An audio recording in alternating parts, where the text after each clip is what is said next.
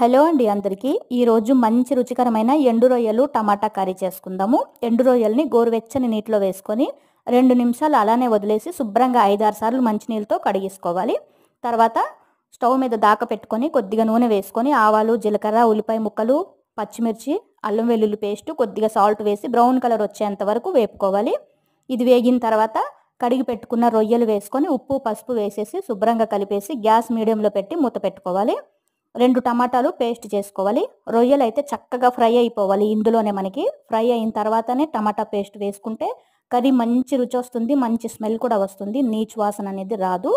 టమాటా వేసిన తర్వాత కారం, కొద్దిగా గరం మసాలా వేసి బాగా కలుపుకొని 2 నిమిషాలు మూత పెట్టిన తర్వాత కొద్దిగా ధనియాల పొడి వేసేసి మరొకసారి కలిపేసి నీళ్లు వేసుకొని 5 నిమిషాలు అలా ఉడికించుకోవాలి. గ్యాస్ మీడియంలో పెట్టేసి వేడి వేడి రొయ్యలు టమాటా కర్రీ మనకి రెడీ అయిపోతుంది. ఇది వేడి వేడి అన్నంలోకి చాలా బాగుంటుంది. Thank you.